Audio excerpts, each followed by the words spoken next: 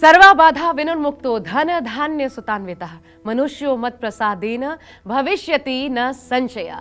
नमस्कार, आप देख रहे हैं नवरात्रि स्पेशल कालचक्र की खास पेशकश। जय माता दी। मैं हूं आपके साथ आशा झा और मेरे साथ मौजूद है एक बार फिर नवरात्रि स्पेशल कालचक्र में प्रश्न कुंडली विशेषज्ञ पंडित सुरेश पांडे जी। बहुत बहुत स्वागत है आपका पंडित जी। क्या इस नवरात्रि शनि की नजर और बुध के असर से बच पाएंगे आप? क्या इस नवरात्रि से मां दुर्गा बदलेंगी आपकी किस्मत? जानने के लिए देखिए नवरात्रि स्पेशल काल चक्र। जय माता दी।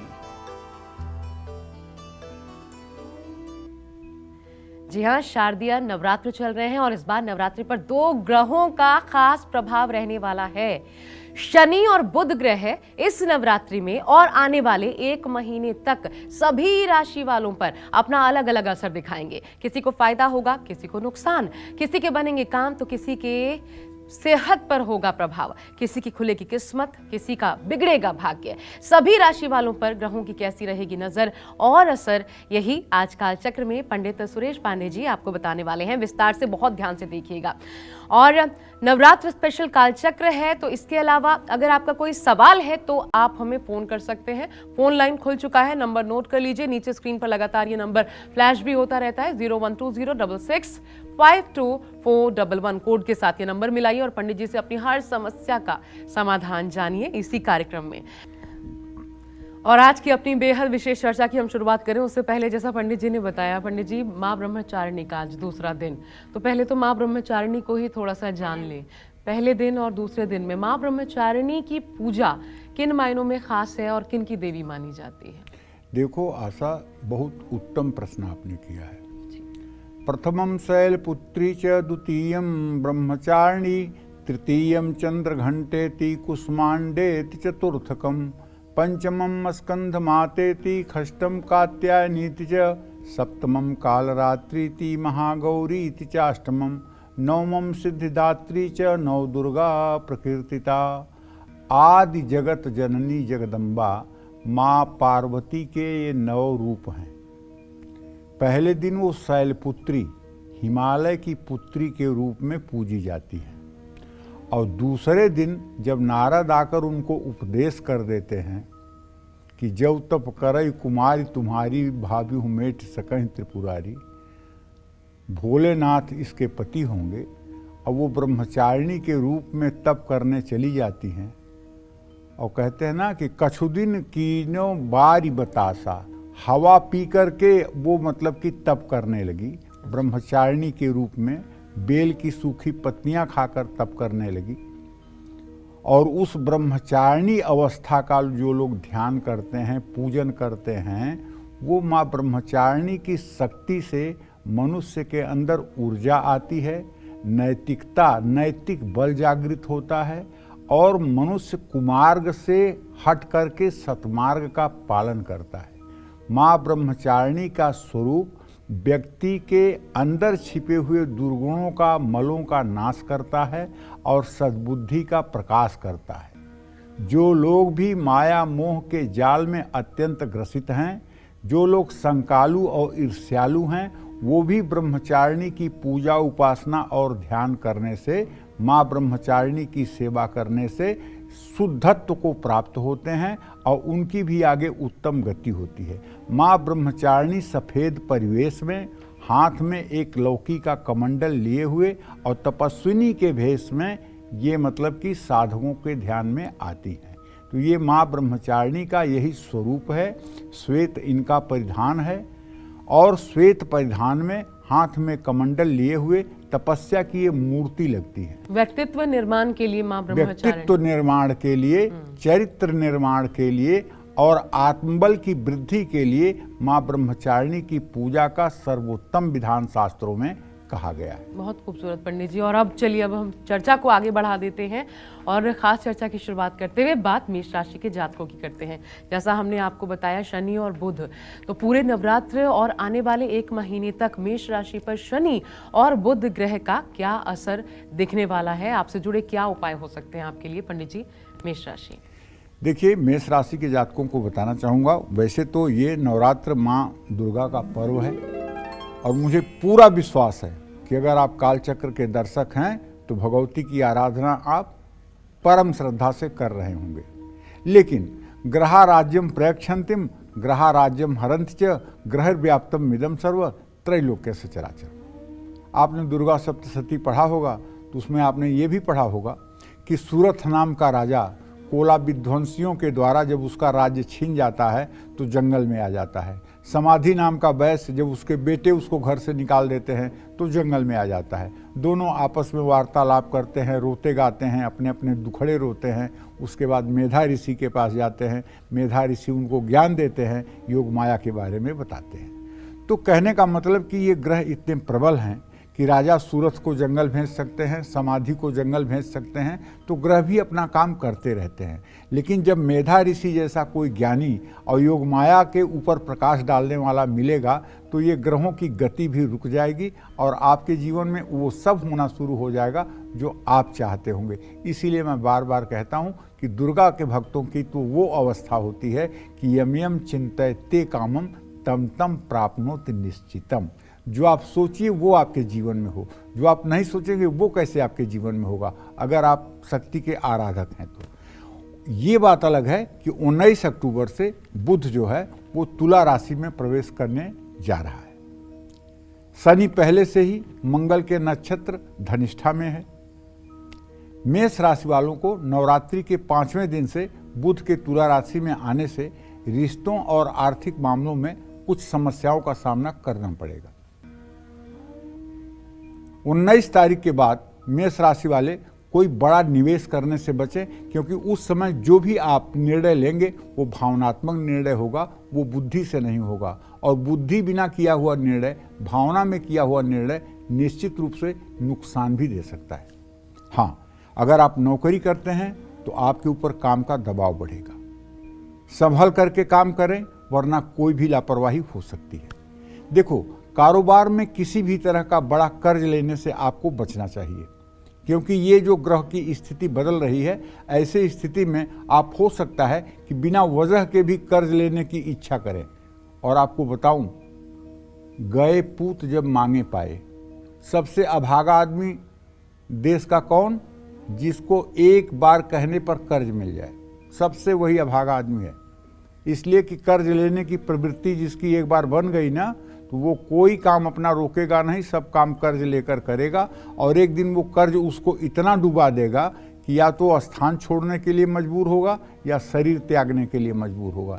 इसलिए कर्ज से हर समय बचना चाहिए। कर्ज लेने की मनोवृत्ति अपने मन में नहीं पालनी चाहिए। ताते पैर पसारिए जाती लंबी सौर, उतना ही काम करिए जितना आपका बजट कहता है। तो 19 तारीख के बाद आपको अपनी सेहत का भी विशेष रूप से ध्यान रखना होगा। कुल मिलाकर के मैं ये कहना चाहता हूँ कि नवरात्रि के 5वें दिन से आपको सेहत, काम और पैसों के मामले में थोड़ा सा सावधान रहना होगा। मेष राशि के जातकों से कहना चाहता हूँ कि दुर्गा सप्तशती का जो प्रथम चरित्र है, पहला अध्याय जो है, अगर इसका आप नित्य पाठ कर लें, वैसे तो पाठ करने का विधान ये है कि अगर आप एक दिन में पूरे दुर्गा सप्तशती का पाठ नहीं कर पाते हैं तो कोई बात नहीं। कवच, अर्गला, कीलक, सापोद्धार, दिव्य अथर्व शीर्ष और उसके बाद में रात्रि सूक्त पढ़ करके नवाड़ मंत्र का एक माला जप कर लीजिए, पहले अध्याय का पाठ कर लीजिए और पाठ समाप्त कर दीजिए, क्षमा प्रार्थना कर लीजिए। दूसरे दिन दूसरे, तीसरे, चौथे अध्याय का पाठ कर लीजिए और फिर क्षमा प्रार्थना कर लीजिए। फिर तीसरे दिन 5वें अध्याय से 13वें अध्याय का पाठ करने के बाद देवी सूक्त और प्राकृतिक रहस्य, वैकृतिक रहस्य, मूर्ति रहस्य, तीनों रहस्य को पढ़ करके क्षमा प्रार्थना कर लीजिए। 3 दिन में आपका एक पाठ कंप्लीट हो जाएगा। और अगर आप एक दिन में सारा पाठ करते हैं तो ये सोने पे सुहागा है। तो कहने का मतलब कि अगर आप ज़्यादा कुछ नहीं कर सकते हैं, मेष राशि के जातक हैं, तो अगर आप पहले भी अध्याय का प्रथम चरित्र का भी पाठ करेंगे तो आपका कल्याण होगा। मान सम्मान की प्राप्ति के लिए मेष राशि के जातकों को दुर्गा चालीसा, दुर्गा स्तोत्र, विंध्येश्वरी चालीसा का पाठ जरूर करना चाहिए। मेष राशि वाले दुर्गा के साथ साथ माँ बगलामुखी की भी पूजा करें। माँ बगलामुखी पीताम्बरा ये स्तंभिनी है, ये बहुत सर्वश्रेष्ठ देवी हैं। इन देवी का बचाया हुआ को कोई मार नहीं सकता और इनके मारे हुए को कोई बचा नहीं सकता। जानते हैं इनका स्वरूप कैसा है? इनका स्वरूप है युवावस्था है, रंग एकदम गौरवर्ण है, इनके बाल, इनके केस एकदम काले काले और बहुत लंबे हैं। ये पीले रंग के परिवेश में रहती हैं, पीली माला धारण करती हैं, सोने के कंकन इनके हाथों में होते हैं, सोने का हार इनके गले में होता है। इनके दाहिने हाथ में एक मजबूत गदा होती है और बाएं हाथ में दुष्टों की जिह्वा होती है और दाहिने हाथ से ये प्रहार करती है। दाहिने हाथ से ये दुष्टों पर प्रहार करती है। कहते हैं ना, मध्य सुधाब्धि मणिमंडप रत्न वेद्याम सिंहासनो परिगताम परिपीत वर्णाम पीतांबराभरण माल्य विभूषितांगी देवी नमामि धृतमुद्गर बहरी जिह्वाम जिह्वाग्रमादाय करेण देवी वामेन शत्रुन परिपीडयन्तीं गदाभिघातेन च दक्षिणेन पीतांबराढ्या दुभुजाम नमामि। और सोने का सिंहासन जो क्षीर सिंधु में है, उस पर बायां पैर अपना सिंहासन पर रख करके और दाहिना पैर समुद्र की तलहटी में रख करके तब ये आपके शत्रुओं का संहार करती हैं। जो व्यक्ति शत्रुओं के त्रास से त्रसित है, अगर वो बंगला अष्टोत्तर शतनाम और बंगलामुखी का ध्यान करे तो निश्चित रूप से उसके कष्टों का निवारण होगा, इसमें कोई संशय नहीं। लेकिन बस एक आग्रह है, बगला की साधना करने से पहले या तो किसी से आपको दीक्षित होना पड़ेगा और या तो आपको बगलामुखी के 1100 कवच का पाठ पहले करना पड़ेगा, उसके बाद आप मंत्रों का जप करेंगे, क्योंकि बगलामुखी का मंत्र नकारात्मक असर भी डालता है। मैंने देखा है कुछ पंडित लोग जब माला करते हैं और पहले से उनका अभ्यास नहीं है तो एक दिन में ही कहने लगते हैं, मुझे घुघरू की आवाज़ सुनाई दे रही है, मुझे पायल की आवाज़ सुनाई दे रही है, मुझे छम छम की आवाज़ सुनाई दे रही है। तब उनको अनुष्ठान से बाहर कर दिया जाता है कि कहीं इनका दिमाग न क्रैक हो जाए, क्योंकि मंत्र पूरा नकारात्मक है। ओम ह्रीम बगलामुखी सर्वदुष्टानाम वाचम मुखम पदम स्तंभय जिह्वाम कीलय बुद्धि विनाशय ह्रीम ओम स्वाहा। तो ये मंत्र नकारात्मक है। किसी की जीभ को कील देने के लिए, किसी के पैर को रोक देने के लिए, किसी की वाणी को रोक देने के लिए ये मंत्र है। तो नकारात्मक मंत्र सारे शरीर नहीं बर्दाश्त कर पाते हैं, इसलिए इसमें दीक्षा जरूरी है। और दीक्षा के साथ साथ कुर्म चक्र का जो जानकार विद्वान होगा वही बताएगा कि ये मंत्र आपको सूट कर रहा है कि नहीं सूट कर रहा है। ये मंत्र सबको सूट भी नहीं करता है, इसलिए सोच समझ करके कर्मकांड के विषय में बिना किसी विशेषज्ञ के परामर्श के आगे नहीं बढ़ना चाहिए। हाँ, एक काम आप कर सकते हैं कि आप दतिया जा करके वहाँ पीताम्बरा पीठ है, माँ बगलामुखी का दर्शन करके अपने अभीष्ट को कहिए, वो आपकी मनोकामना पूरी कर देंगी। बिना आपके ज्ञानी हुए भक्त बन जाइए माता के चरणों में जा करके। और पीले रंग के कपड़े पहनकर उत्तर दिशा की ओर मुँह करके माँ बगलामुखी का ध्यान करके जो भी आप प्रार्थना करेंगे वो सुनी जाएगी। मूंगे की माला से आपको ओम ऐं ह्रीं क्लीं चामुंडाय विच्चे नमः इस मंत्र का यथासंभव जप करना चाहिए। माँ दुर्गा को केले का भोग लगाना चाहिए, दुर्गा सप्तशती और दुर्गा चालीसा का पाठ करना चाहिए, गाय को घास भी खिलाना चाहिए। ये सब उपक्रम अगर नवरात्र में चलते रहेंगे और साथ साथ शक्ति की उपासना जो आप परंपरागत ढंग से कर रहे हैं उसे करते रहेंगे, फिर आपका जीवन मंगलमय रहेगा। ये बुध और शनि आपका कुछ नहीं बिगाड़ पाएंगे। जय माँ विंध्यवासिनी।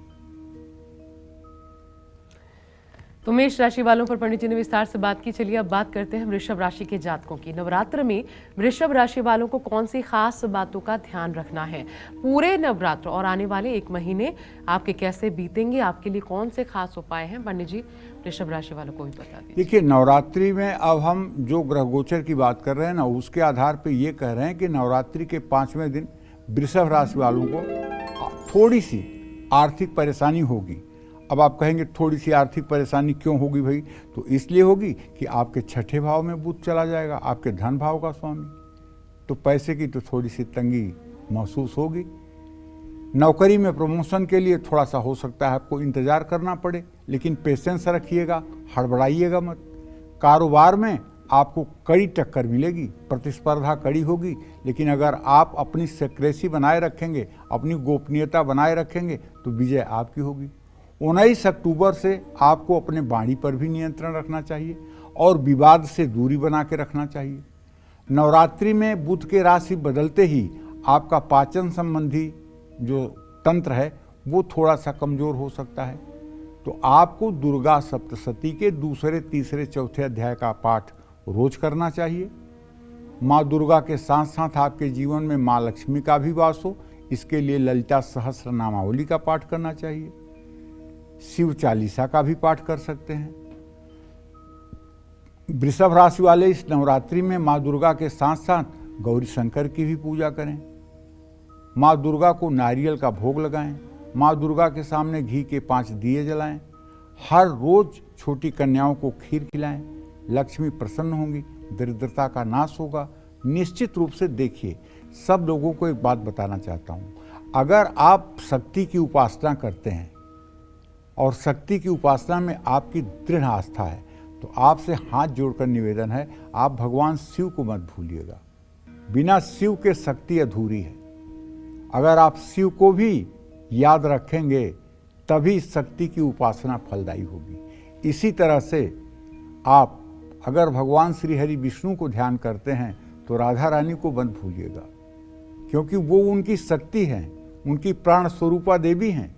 देवी भागवत में साफ लिखा हुआ है कि कृष्ण के एक अंश से विष्णु अवतरित हुए और राधा के एक अंश से लक्ष्मी अवतरित हुई। ये देवी भागवत कहता है, मैं नहीं कह रहा हूं। राधा भगवान श्री कृष्ण की प्राण स्वरूपा देवी हैं और दुर्गा भगवान कृष्ण की बुद्धि स्वरूपा देवी हैं। राधा का मंत्र है ओम ह्रीम श्रीम राधाय स्वाहा और दुर्गा का मंत्र है ऐम ह्रीम क्लीम चामुंडाय बिच्चे। ये नवाड़ मंत्र जो है दुर्गा का, ये भगवान कृष्ण की बुद्धि स्वरूपा देवी का मंत्र है। तो ध्यान रखिएगा, इसी ध्यान के आधार पर अगर आप पूजन यजन करेंगे, और सबसे बड़ी बात ये जान लो कि आप बालक बन जाओ, आप बुद्धिमान बनो ही मत। आप एक सहज सरल भक्त बन करके उनके चरणों में अपनी शरणागति दे दो, बाकी वो संभाल लेंगी। जय मां विंध्यवासिनी। और चलिए अब जल्दी से बढ़ते हैं आगे, और शनि की नजर और बुध का असर नवरात्रि में मिथुन राशि के जातकों पर कैसा रहेगा।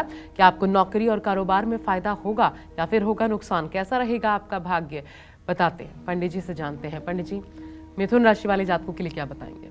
आशा नवरात्र के 5वें दिन जो है ये बुध का राशि परिवर्तन हो रहा है जी। तो इस दिन से कुछ राशियों के ऊपर अलग अलग प्रकार के प्रभाव पड़ रहे हैं। जैसे मिथुन राशि का स्वामी भी बुध है, तो मिथुन राशि वालों को धन, समृद्धि और सुख ये चीजें प्राप्त होनी शुरू हो जाएंगी। नौकरी में भी आपको नया अवसर मिलेगा। कारोबार में भी माँ दुर्गा की कृपा आपको दिखाई देगी। शेयर बाजार से भी आपको अच्छा रिटर्न मिलने वाला है। रिश्तों पर भी नवरात्रि में ग्रहों के स्थान परिवर्तन का सकारात्मक असर आप पर पड़ेगा। माँ दुर्गा इस नवरात्रि पर आने वाले 1 महीने तक आपको किसी भी बड़ी स्वास्थ्य समस्या से बचाएंगी। हाँ, अगर कर सकते हैं आप तो ललिता सहस्त्र नामावली का पाठ कर लीजिए, आपके लिए लाभकारी होगा। लेकिन एक बात बताना चाहूँगा, ललिता सहस्त्र नाम बहुत बड़ी चीज है। ये क्या है? ब्रह्मास्त्र शक्ति है। एक बार आपने पढ़ा और आपकी दुर्गति दूर हो गई, ऐसा कुछ नहीं है। पहली बात तो ललिते का स्मरण करने के लिए और इनकी पूजा उपासना करने के लिए ललिता के किसी साधक से आपको दीक्षित होना पड़ेगा। दूसरी बात, दीक्षा के बाद ललिता सहस्त्र नामावली का नित्य प्रातः सायं पाठ करना होगा और हर अष्टमी तिथि पर कमल गट्टे के 1 किलो दाना, 1 किलो गुलाब के फूलों की पंखुड़ियाँ, आधा किलो रोली कुमकुम और कम से कम आधा से 1 किलो साबुत चावल, ये चारों चीज मिला करके श्री यंत्र पर ललिता सहस्त्र नाम के 1000 नामों को बोलते हुए अर्चन करेंगे। ये क्रिया लगातार 1 साल अगर आप संपन्न करेंगे तो आप 500 करोड़ के कर्ज में होंगे, तब भी कर्ज से निकल जाएंगे। अगर आपकी स्थिति दिवालिया होने की है तब भी आप बच जाएंगे। बड़े से बड़े आर्थिक संकट से ललिता देवी आपका उद्धार कर देंगी। लेकिन एक दिन और एक क्षण में चमत्कार होने वाला है, ऐसा अगर आपका बहुत प्रारब्ध पहले से संचय होगा तभी हो सकता है, नहीं तो समय लगेगा। आपको दुर्गा सप्तशती के 7वें अध्याय का पाठ भी करना चाहिए। माँ दुर्गा के साथ साथ माँ लक्ष्मी की कृपा भी आप पर बनी रहे, इसके लिए अपने पूजा स्थान में एक दुर्गा यंत्र की स्थापना करनी चाहिए। दुर्गा जी का चित्र स्थापित करके पूजा करनी चाहिए। तारा कवच का पाठ करने से भी लाभ मिलेगा। अगर तारा कवच आपको नहीं आता है तो एक छोटा सा भजन बताता हूँ। जय माँ दुर्गा जय माँ तारा दयामयी कल्याण करो, जय माँ दुर्गा जय माँ तारा दयामयी कल्याण करो। यही मंत्र 108 बार कर लो ना, जिंदगी संवर जाएगी, जिंदगी संवर जाएगी। मैया अपने आंचल के नीचे कर लेगी। पगलाओ मत, जब भी जहाँ भी रहो केवल यही मंत्र करते रहो। जय माँ दुर्गा जय माँ तारा दयामयी कल्याण करो, जय माँ दुर्गा जय माँ तारा दयामयी कल्याण करो। और मिथुन राशि वालों को माँ दुर्गा के चौकी के पास एक दक्षिणावर्ती शंख और एक श्री यंत्र भी स्थापित करना चाहिए। और उसी दक्षिणावर्ती शंख में जल, दूध, गन्ने का रस, शहद, दही सब कुछ डाल करके श्री यंत्र का श्री सूक्तम के मंत्रों से अभिषेक करना चाहिए और चीनी शक्कर का भोग लगाना चाहिए। ओम दुंग दुर्गाय नमः इस मंत्र का यथासंभव जप करना चाहिए। गाय को हरी मूंग खिलाना चाहिए। किन्नरों को सुपारी देना चाहिए। हर दिन 3 कन्याओं को कुछ न कुछ खिलाते रहना चाहिए। सफलता, धन, लाभ, कारोबार हर जगह आपको सफलता मिलेगी। अगर आप भगवती के राह में चलेंगे तो आपको कष्ट कौन दे सकता है। जय मां विंध्यवासिनी। और चलिए अब बिना देर किए कर्क राशि वाले जातकों की बात। नवरात्र में ग्रहों की चाल कर्क राशि के लिए कैसी रहेगी, नौकरी, बिजनेस, हेल्थ पर क्या रहेगा असर, प्रभाव, पंडित जी से जानते हैं। पंडित जी, कर्क राशि वालों के लिए भी जल्दी से उपाय भी बता दीजिए। देखिए, कर्क राशि के जातकों को बताना चाहूँगा कि आपका राशि स्वामी चंद्रमा है और इस समय जो चंद्र की स्थिति है, जैसे आज के डेट में चंद्र की स्थिति तुला राशि में है, केतु के साथ है, तो नवरात्र में ये ग्रहों का जो स्थान बदलना है, इसमें आपको कुछ निराशा का सामना करना पड़ सकता है, क्योंकि तुला राशि में बुध आ जाएगा। थोड़ा सा निराश होंगे, ज़्यादा नहीं। वैसे भी आप इमोशनल हैं, बहुत जल्दी जल्दी आप निराश और उदास होते हैं, बहुत जल्दी जल्दी आप खुश भी होते हैं। हाँ, जहाँ चंद्रमा अमावस्या के पास गया तहाँ आप कमज़ोर पड़ने लगते हैं, और जहाँ अमावस्या पूर्णिमा की तरफ जाने लगा तहाँ आप खिल जाते हैं। तो नवरात्रि में शनि और बुध के प्रभाव के कारण नवरात्रि में आपके स्थानांतरण का भी योग बन रहा है। जो लोग जन्म स्थान से दूर कारोबार कर रहे हैं उनको तो लाभ मिलेगा, लेकिन कर्क राशि के कारोबारियों को लेन देन में सावधानी बरतनी चाहिए। लालच में आकर लेन देन करोगे तो जरूर डूबोगे। परिवार में किसी की सेहत पर बुरा प्रभाव पड़ने से धन खर्च होगा। कर्क राशि के जातकों को दुर्गा सप्तशती के अगर पूरे पाठ करने की साहस नहीं है तो 5वें अध्याय का पाठ कर लीजिए। या देवी सर्वभूतेषु कीर्तिरूपेण संस्थिता नमस्तस्यै नमस्तस्यै नमस्तस्यै नमो नमः।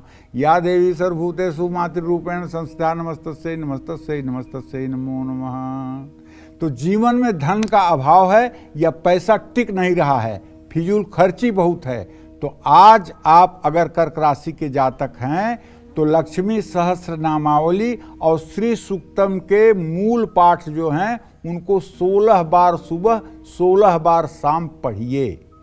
और कर्क राशि के जातक नवरात्रि में माँ दुर्गा के साथ साथ त्रिपुर भैरवी की भी पूजा करें। भैया, त्रिपुर भैरवी आपने सुना कम होगा और इनकी उपासना भी कठिन है। अगर आपको न मालूम हो तो ये पूजा छोड़ ही दीजिएगा, क्योंकि ये बड़े विज्ञ और विद्वान लोगों के द्वारा जब संपादित की जाती है तभी इसकी साधना सफल होती है। माँ दुर्गा को घी, पिघला हुआ गाय का घी कटोरी में चांदी के रख करके उसका भोग लगाइए।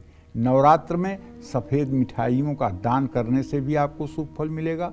शत्रुओं पर विजय मिलेगी, सरकारी रुकावटें भी दूर होंगी और आपका जीवन सफल होगा। जय मां विंध्यवासिनी। इस नवरात्र शनि और बुध ग्रह की चाल का सभी राशि वालों पर क्या असर देखने को मिलेगा, यही बता रहे हैं आज हमें पंडित सुरेश पांडे जी कालचक्र में।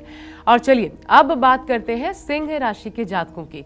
शनि की नजर और बुध का असर नवरात्रि में सिंह राशि पर कैसा प्रभाव डालेगा?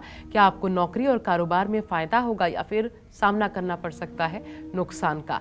भाग्य कितना साथ देगा और उपाय क्या है आपके लिए खास? पंडित जी, सिंह राशि वाले जातकों के लिए बता दीजिए। देखिए, सिंह राशि के जातकों को बताना चाहूँगा, उसके पहले अपने सभी दर्शकों को बताना चाहूँगा कि जब हमने कलश स्थापना के लिए बताया था तो उसमें मैंने बताया था कि एक प्रतिष्ठा कलश रखिएगा, एक वरुण कलश रखिएगा, एक नवग्रह मंडल बनाइएगा, एक जो है भैरव जी का स्थान करिएगा और गणेश गौरी का स्थान करिएगा और दुर्गा सप्तशती की पुस्तक रखिएगा।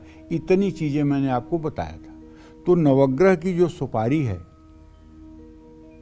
उस पर अगर आप नवग्रह के मंत्रों को बोलते हुए एक एक दाना चावल रंगा हुआ डालेंगे और गंधाक्षत पुष्प धूप दीप नैवेद्य से पूजन करेंगे तो ये नवरात्रि में जो ग्रह परिवर्तन हो रहा है, जैसे बुध का परिवर्तन हो रहा है, बुध ग्रह तुला राशि में जा रहा है या शनि ने मंगल का नक्षत्र पकड़ लिया है, तो इसका बैड इफेक्ट आपके ऊपर नहीं पड़ेगा। अगर आपको बड़ा वाला मंत्र नहीं भी आता है, मान लीजिए, वैसे बड़ा वाला मंत्र क्या है एक बार सभी दर्शकों को बताना चाहूँगा। जपा कुसुम संकासम काश्यपेयम महादुतिम तमोवरीम सर्वपापघ्नम प्रणतोस्मि दिवाकरः सूर्याय नमः। दधिशंखम तुषाराभम क्षीरोदारणं संभवम नमामि शशिनम सोमम शंभो मुकुटधारणम ओम सोम सोमाय नमः। धरणीगर्भ संभूतम विद्युत्कांत समप्रभम कुमारम शक्तिहस्तं च मंगलम प्रणमाम्यहम् ओम भौमाय नमः। प्रियंगुकलिकाभासं रूपेण प्रतिमं बुधं सौम्यं सौम्य गुणोपेतं तं बुधं प्रणमाम्यहम् ओम बुधं आवाहयामि। और इसी तरह से देवानां च ऋषीणां च गुरुं कांचन सन्निभं बुद्धिभूतं त्रिलोकेशं तं नमामि बृहस्पतिं गुरुवे नमः। हिमकुंदं निरालाभं दैत्यानां गुरुं परं सर्वशास्त्र प्रवक्तारं भार्गवं प्रणमाम्यहम् ओम शुक्राय नमः।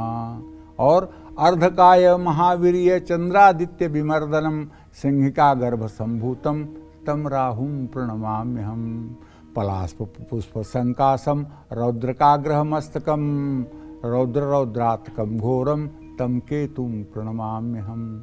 ये नवग्रहों का मंत्र बोलते हुए अगर गंधाक्षत पुष्प धूप दीप नैवेद्य से आप जो सुपारी रखे हैं उस पर अर्पण करेंगे तो सारे नवग्रह आपके अनुकूल हो जाएंगे। एक पंडित जी, लेकिन इस बीच सवाल है, क्योंकि आप जैसे पढ़ते हैं, संस्कृत पढ़ पाना एक अलग बात है, लेकिन जो क्योंकि बहुत लंबे लंबे शब्द होते हैं उनको सही तरह से उच्चारण कर पाना वो एक अलग बात है नवग्रह, और सभी के लिए ये पॉसिबल है नहीं। तो क्या करें उस स्थिति में? क्या करें? मतलब ये पढ़ना, एक तो ये मंत्र कहाँ से मिलेंगे नवग्रह के मंत्र मान लीजिए, और अगर नहीं पता, किसी को नहीं पढ़ पा रहे हैं, तो फिर उस स्थिति में क्या करें? पहली बात तो मैं अपने दर्शकों को हजारों बार बता चुका हूँ कि अपने घर में एक नित्य कर्म पूजा प्रकाश की किताब दुर्गा गीता प्रेस की जरूर रखिए, और उसमें जितने मंत्र मैं बताता हूँ सारे मंत्र मिल जाएंगे।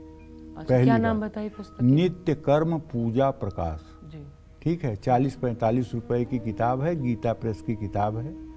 परम ज्ञानी हनुमान प्रसाद पोद्दार का शुरू किया गया गीता प्रेस है, वो ले लीजिए। आपके घर में सर्वमंगल हो जाएगा केवल उस पुस्तक के आने से। अच्छा। दूसरी बात, अब हिंदुस्तान में रह करके अगर हम संस्कृत पढ़ना नहीं जानते हैं तो ये थोड़ा सा हमारे लिए शर्म की। जो हमारी माताएं हैं ठीक है, वो ज्यादा माताएं ज्यादा पढ़ना जानती हैं। आज के डेट में माताएं, आधी दुर्गा सप्तशती देवी आपको याद है, हाँ, तो आप कैसे माताओं को कह सकती हैं? उन्हें तो आता है। यूट्यूब पे सीख सीख कर कम से कम मुझे सैकड़ों महिलाओं ने पूरा मतलब श्री सूक्त और कनक धारा स्त्रोत सुनाया है मुझे। अरे वाह। गणेश अथर्व सिर्फ छोटे छोटे बच्चों ने सिखाया है। तो कहने का मतलब यह है कि अगर आपको कुछ नहीं आता है तो आप एक मंत्र जरूर याद कर लीजिए। हाथ में फूल अक्षत ले लीजिए, कहिए ब्रह्मा मुरारी त्रिपुरांतकारी भानु शशि भूमि सुतो बुधश्च गुरुश्च शुक्रः शनि राहु केतवः सर्वे ग्रहा शांतिकरा भवन्तु। ये 2 लाइन का मंत्र तो याद हो जाएगा ना, अभ्यास करेंगे तो। और ये मंत्र अगर सुबह शाम आप करते रहेंगे तो कभी कोई ग्रह आपका बाल बांका नहीं करेगा।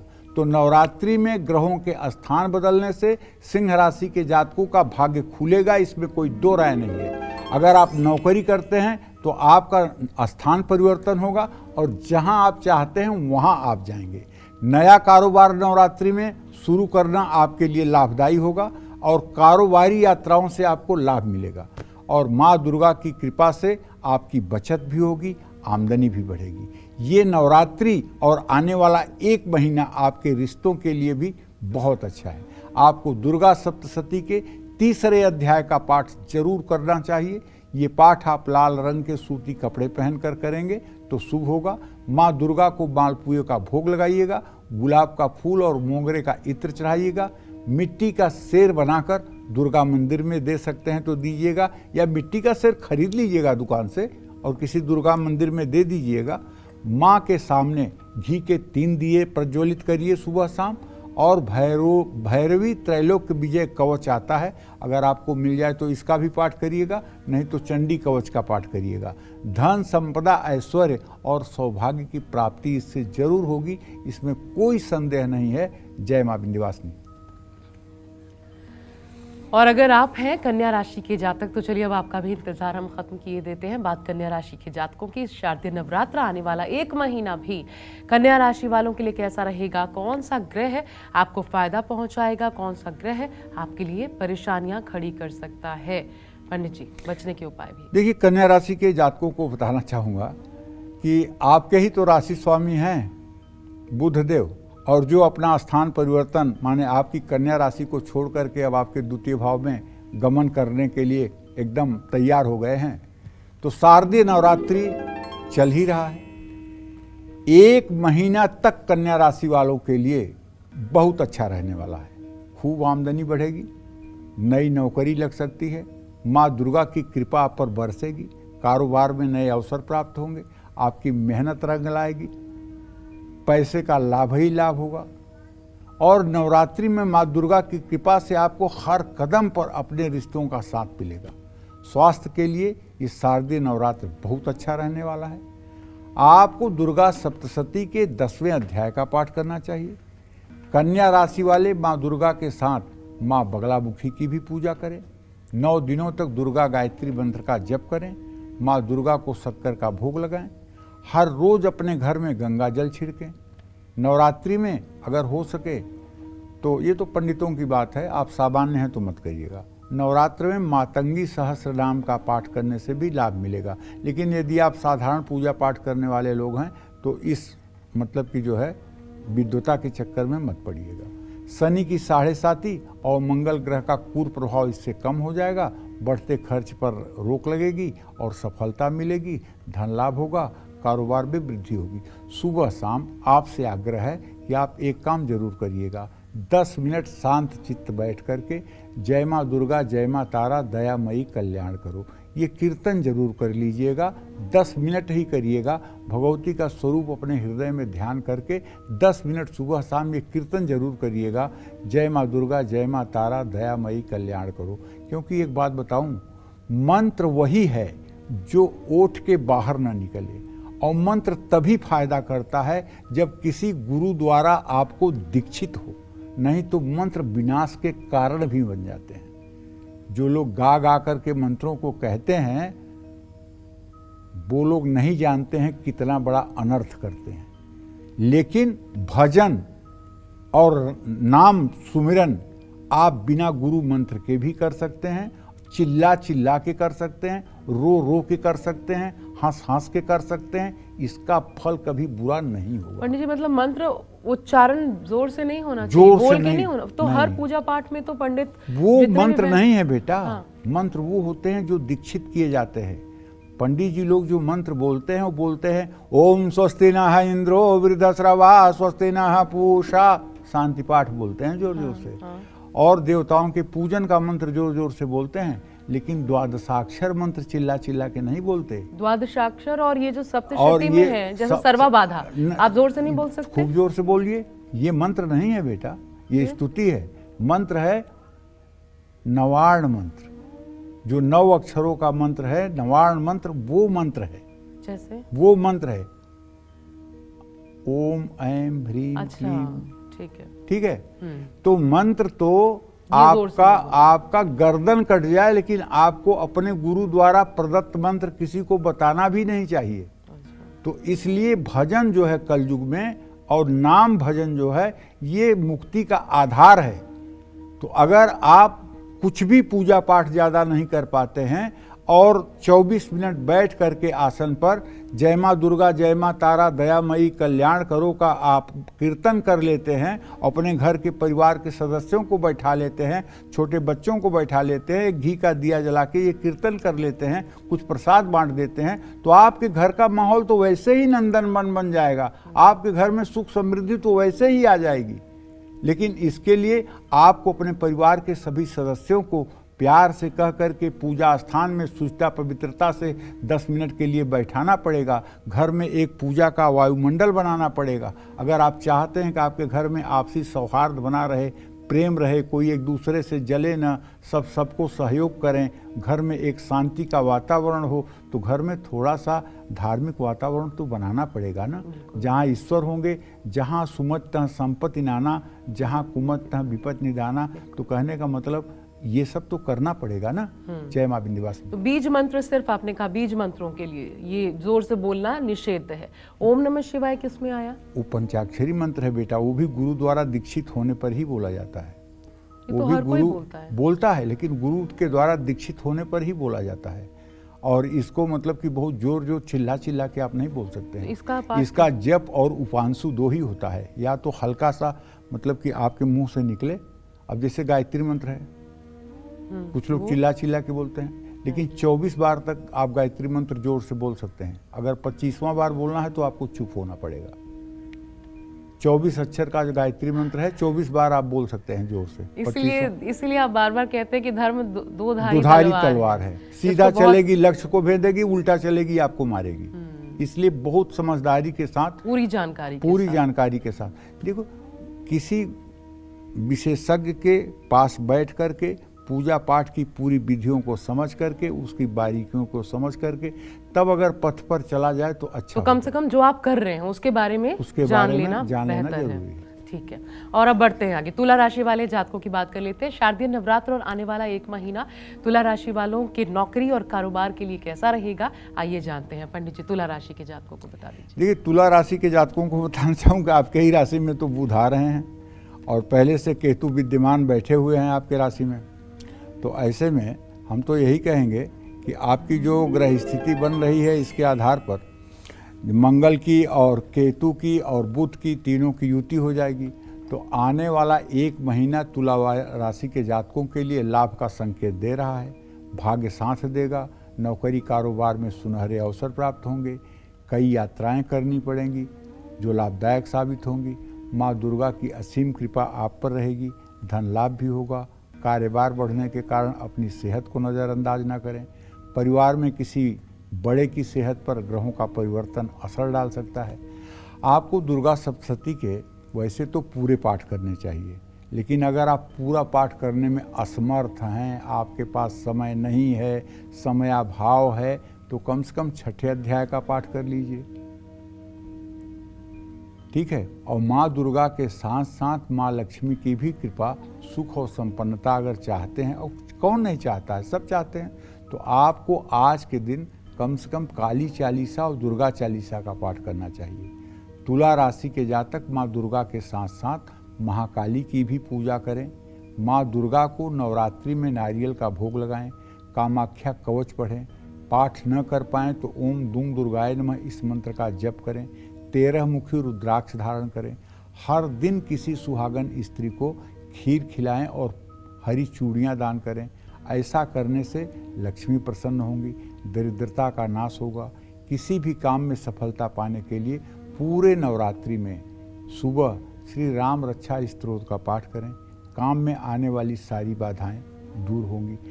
अब देखो आशा, जो आपने प्रश्न किया वो मेरे मन में ये कौंध रहा है कि जैसे आप राम राम राम राम राम बिना दीक्षा के भी दिन रात बोलिए, ठीक है, और राम जी आपका कल्याण करेंगे।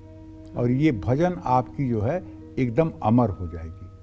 सीताराम सीताराम सीताराम सीताराम, सिया राम सिया राम सिया राम सिया राम, राधा राधा राधा राधा राधा राधा, कृष्ण कृष्ण कृष्ण कृष्ण कृष्ण कृष्ण, राधा कृष्ण राधा कृष्ण, राधा वल्लभ श्री हरिवंश, राधा वल्लभ श्री हरिवंश। ये मंत्र आप उच्चारण कर सकते हैं, हर समय बोल सकते हैं, चिल्ला सकते हैं, रो सकते हैं, गा सकते हैं, नाच तक सकते हैं। इसका फल आपको मिलेगा और ये मन को दूषित जगह पर जाने से रोक लेगा। इसका भजन का ये प्रभाव है कि जो आपका मन स्वेच्छाचारी होकर इधर उधर भटकता है उसको कीलित कर देगा, उसको रोक कर सतमार्ग में लगा देगा।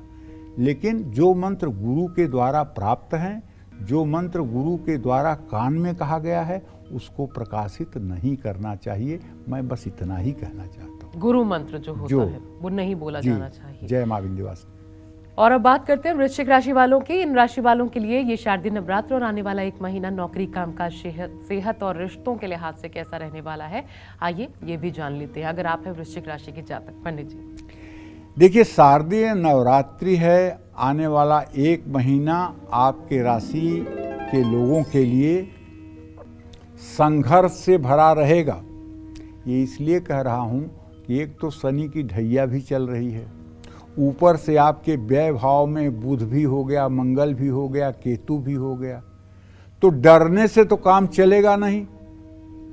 चुनौतियों के लिए आपको पहले से ही कमर कस के तैयार रहना होगा और लाभ प्राप्त करना है तो धैर्य के साथ काम करना होगा। दुर्गा जी के साथ हनुमान जी की पूजा 1 मिनट के लिए मत छोड़िएगा, क्योंकि आपके राशि स्वामी जो हैं वो आपके राशि स्वामी मंगल हैं और मंगल के अधिष्ठात्री देवता हनुमान जी हैं। जब आप हनुमान जी को पकड़े रहेंगे तो ये ग्रह आपका कुछ न बिगाड़ पाएंगे। हाँ, पूरे महीने आपके ऊपर काम का दबाव रहेगा और लापरवाही अगर आप करेंगे तब हो सकता है कि भाई कुछ नुकसान हो, लेकिन अगर आप लापरवाही नहीं करेंगे और जानबूझ करके कुछ भूल हो गई तो उसका खामियाजा आपको नहीं भुगतना पड़ेगा। और अगर गलत रणनीति बनाएंगे कारोबार में तो असफल भी हो सकते हैं। तो नवरात्रि में आपके सामने कुछ बड़े खर्चे भी आ सकते हैं। तो दुर्गा सप्तशती के 8वें अध्याय का पाठ कर लीजिए। माँ दुर्गा के साथ माँ लक्ष्मी की कृपा प्राप्त करने के लिए गुड़हल के फूलों की माला बना करके बढ़िया माता को अर्पित करिए। और नवरात्रि में वृश्चिक राशि के जातक माँ दुर्गा के साथ साथ गौरी शंकर की भी पूजा करें, शिवालय भी जाएं। दुर्गा सप्तशती के 3रे चरित्र 5वें अध्याय से 13वें अध्याय तक का पाठ कर लें। दुर्गा सहस्र नामावली का पाठ कर लें। माँ दुर्गा को केले का भोग लगाएं। दुर्गा मंदिर में लोहे से बनी हुई कोई वस्तु, तांबे का जग, इस तरह से केसर की डिब्बी और गुड़, इन सब चीज़ों का दान करें। कन्याओं को हर रोज़ खीर बना करके खिलाएं। घर से हर रोज़ अपने माथे पर चंदन लगा कर निकलें। ऐसा करने से नौकरी की रुकावट, व्यवसाय की रुकावट दूर होगी और शत्रुओं पर आप विजय प्राप्त कर पाएंगे। आपका जीवन मंगलमय होगा। जय मां विंध्यवासिनी। और अब आगे बढ़ते हुए धनु राशि के जातकों की भी बात कर लेते हैं। शारदीय नवरात्र है, आने वाला एक महीना धनु राशि वालों के लिए कैसा रहेगा? करियर, हेल्थ, रिलेशन और किस्मत के लिए कैसा रहेगा? कौन से ग्रह आपके काम बनाएंगे या फिर हो सकता है बिगाड़ भी दे? तो ऐसे में उपाय क्या है पंडित जी? देखिए, धनु राशि के जातकों को कहना चाहूँगा कि आपका ये जो परिवर्तन है, एक तो आपके 3य भाव में शनि ने परिवर्तन किया है, वो मंगल के नक्षत्र में आ गया है, और दूसरे आपके एकादश भाव में मंगल केतु बुध के साथ हो जाएगा। ये 2 परिवर्तन, एक तो आपके एकादश भाव में, एक तो आपके 3य भाव में। तो ये एक महीना धनु राशि वालों को सफलता दिलाएगा, क्योंकि एकादश भी लाभ का भाव है और 3य पराक्रम का भाव है। नवरात्र में आप कोई बड़ा फैसला लेना चाहते हैं तो आप ले सकते हैं, ये आपके लिए शुभ साबित होगा। नौकरी में आपको तरक्की मिलने के पूरे योग बने हुए हैं। हालांकि कारोबार में आपके विरोधी आपके ऊपर हावी होने की कोशिश करेंगे, लेकिन ये तब होगा जब आपका कोई खास व्यक्ति आपके विरोधी को जाकर के आपकी कमजोरी बताएगा। इसलिए अपने सन्निकट रहने वालों के ऊपर निगाह पक्की रखें। माँ दुर्गा की आप पर कृपा रहेगी, जिसके कारण आपके बिगड़े हुए काम भी बनेंगे। बचत होगी, धन लाभ भी होगा। नवरात्रि में ग्रहों की चाल आपको अच्छा स्वास्थ्य प्रदान करने वाली है। दुर्गा सप्तशती का पूरा पाठ करवाइए और हो सके तो 11वें अध्याय का नवमी के दिन खीर से हवन करिए। अपने और अपने परिवार की रक्षा के लिए, अपने आत्मविश्वास की वृद्धि के लिए आज आप सुबह शाम राम रक्षा स्तोत्र का पाठ करिए।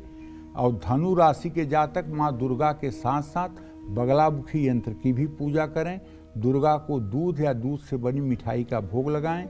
नवार्ण मंत्र का जप करें। कानूनी मामलों में फंसे हों तो ओम दुंग दुर्गाय नमः इस मंत्र का जप करें। नवमी पर हवन जरूर करें। पीपल के पेड़ पर कच्चा दूध और जल मिलाकर चढ़ाएं। ऐसा करने से सौंदर्य पराक्रम बढ़ेगा, गृहस्थ सुख मिलेगा। जय माँ विंध्यवासिनी।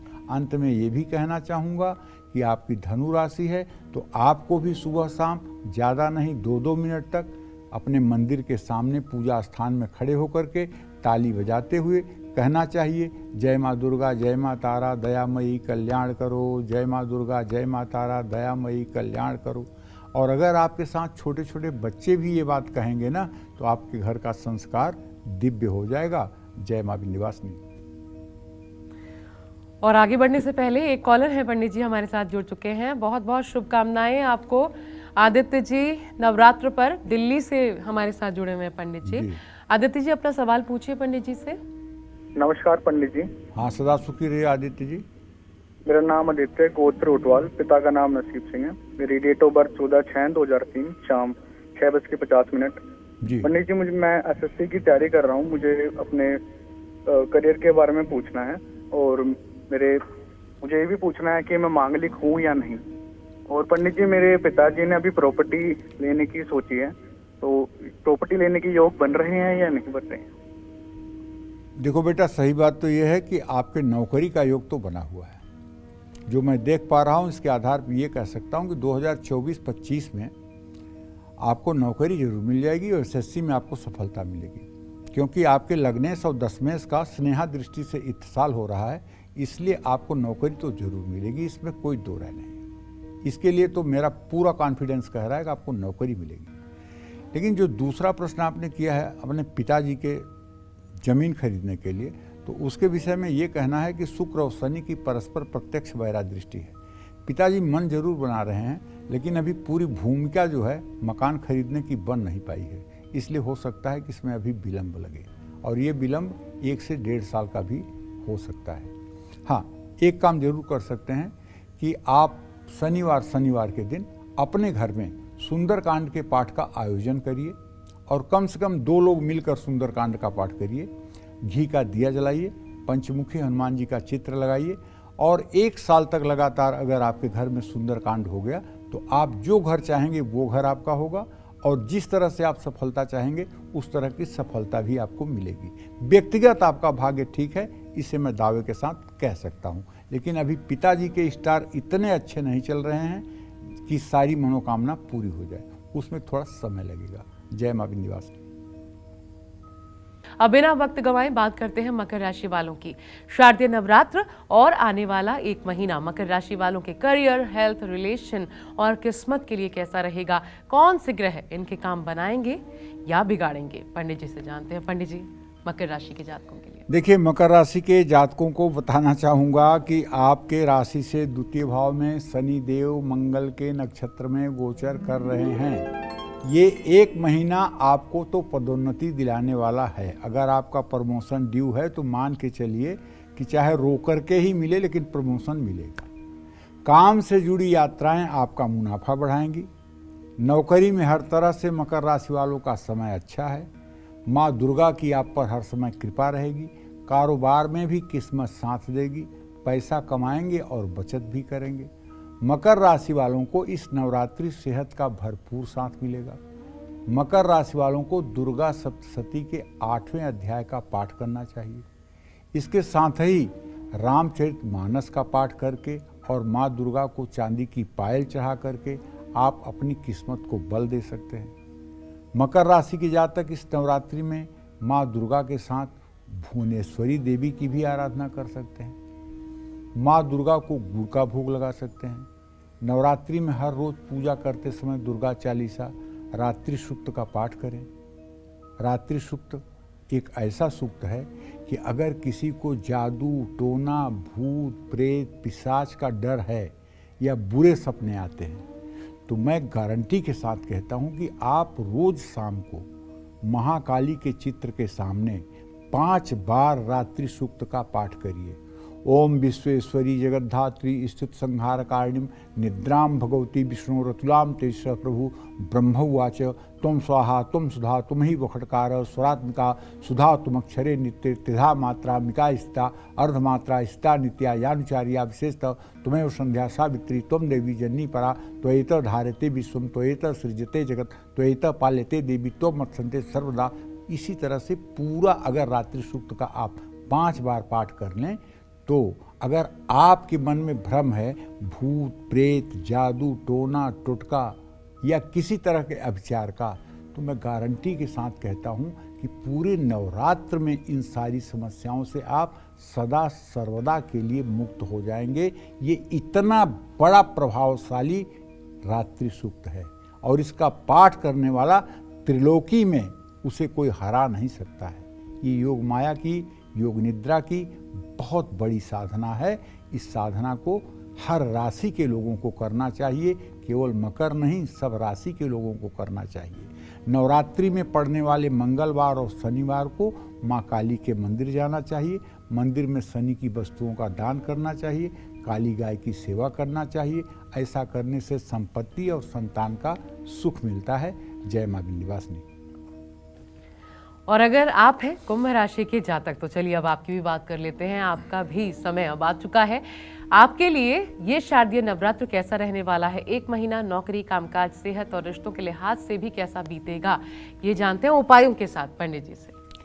देखिए, ग्रह गोचर तो यही कह रहा है नवरात्र में कि आपके राशि में शनि देव विराजमान है। अब ये एक बात अलग है कि वो मंगल के नक्षत्र में, धनिष्ठा नक्षत्र में आ गए हैं और आपके भाग्य स्थान में मंगल और चंद्रमा, केतु आज भले है, लेकिन 5वें दिन बुध भी आ जाएगा मंगल केतु के साथ। तो आने वाला 1 महीना कुंभ राशि के लोगों के लिए तो रोज लॉटरी खोलेगा, रोज भाग्योदय कराएगा।